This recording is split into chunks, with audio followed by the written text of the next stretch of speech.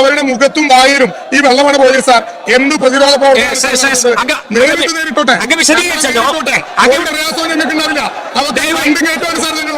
പിണറായി വിജയനും കെ രാജനും ഇന്ന് അതിഭീകരമായ കോർഡിനേഷനോടുകൂടി പ്രതിപക്ഷത്തിൽ നിന്ന് ശബ്ദമായി മാറിയ ഒരു രാഷ്ട്രീയ പകലാണ് കടന്നുപോയത് എന്നുള്ളതാണ്.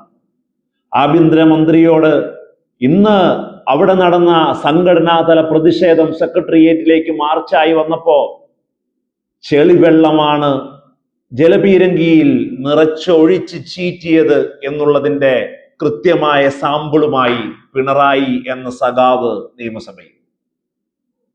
അതിന്റെ ചർച്ച മറ്റൊരു വിഷയത്തിലേക്ക് മാറ്റുന്നതിന് മുമ്പ് കെ രാജൻ എന്ന് പറയുന്ന CPIയുടെ MLAക്ക് കൂടി ഒരു കാര്യം പറയാനുണ്ട്. അത് നിങ്ങൾ കേൾക്കണമെന്ന് സ്പീക്കറോട് പറഞ്ഞ് കെ രാജനും കൃത്യമായി ആഞ്ഞടിക്കുന്ന നിലപാടിലേക്ക് കടന്നുപോയി എന്നുള്ളതാണ്. എനിക്ക് തോന്നുന്നു നമുക്ക് ഇതുവരെയുള്ള നിയമസഭ 16ാം നിയമസഭയുടെ ചർച്ചകൾ, വിശകലനങ്ങൾ, അവിശ്വാസ പ്രമേയങ്ങൾ, ഡിബേറ്റുകളെല്ലാം നോക്കുമ്പോൾ ഇത്രയും ശക്തമായി CPI CPM ഒരേ കോർഡിനേഷനോടുകൂടി ഭരണപക്ഷത്തിനെതിരെ ആഞ്ഞടിച്ച ഇതിനു മുമ്പൊരു സംഭവം ഈ നിയമസഭയിൽ ഉണ്ടായിട്ടില്ല എന്ന് പറയേണ്ടി വരും.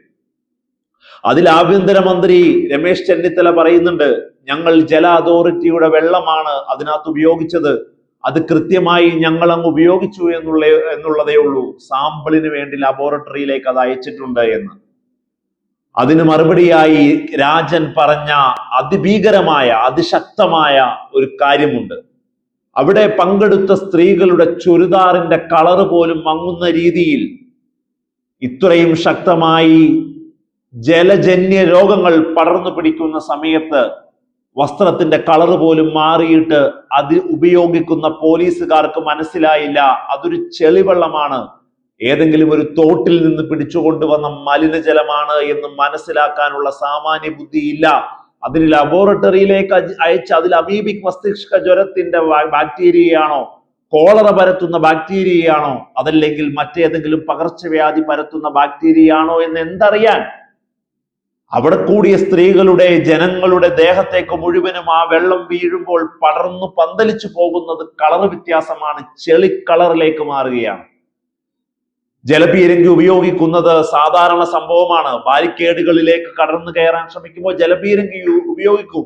പക്ഷേ ഉപയോഗിക്കുന്നതിന് ഒരു മര്യാദയുണ്ട് എന്ന അടിസ്ഥാന തത്വം മറന്നിട്ടാണ് ആഭ്യന്തരമന്ത്രി എന്തോ വലിയ നിലപാട് പറയാൻ ശ്രമിക്കുന്നത് പോലെ ഇന്ന് നിയമസഭയിൽ സംസാരിച്ചത് എന്നുള്ളതാണ്. സ്പീക്കറോടും കൃത്യമായി അതിന്റെ ഇരയായി പോയ ഞാൻ സംസാരിക്കാൻ ഒരുങ്ങുമ്പോ അതല്ലല്ലോ നമ്മുടെ ചർച്ചാ വിഷയം എന്ന് പറഞ്ഞ സ്പീക്കറുടെ, സഭാനാഥന്റെ അപമര്യാദയോടുള്ള പ്രവർത്തനത്തിനും കെ രാജന്റെ ചുട്ട മറുപടി ഉണ്ടായി എന്നുള്ളതാണ്. ആ വീഡിയോ കൂടി ഒന്ന് കണ്ടുവരാം. ഇന്ന് PM ശ്രീ പദ്ധതി നടപ്പാക്കുന്നതിനെതിരെയുള്ള ഒരു പ്രക്ഷോഭം കേരളത്തിലെ AIYF-ഉം AISF-ഉം യുവജന വിദ്യാർത്ഥി സംഘടനകൾ സംയുക്തമായി ഇവിടെ നടത്തിയിരുന്നു. നിയമസഭാ മാർച്ച്. ആ മാർച്ചിനെ പോലീസ് നേരിട്ടത് അവർ ജലപീരങ്കി ഉപയോഗിച്ചുകൊണ്ടാണ്. ജലപീരങ്കി സാധാരണ നമ്മുടെ സമരങ്ങളിൽ ഉപയോഗിക്കാറുണ്ടല്ലോ. പക്ഷേ വളരെ വിചിത്രമായ ഒരു സംഭവം ഉണ്ടായത്, രാവിലെ നമ്മൾ ആരോഗ്യ പ്രശ്നങ്ങളാണല്ലോ ചർച്ച ചെയ്തത്. ഈ വെള്ളമാണ് ഈ ചീറ്റിയത്. ഇത് തീർത്തും കലക്ക വെള്ളമാണ്. ഇത്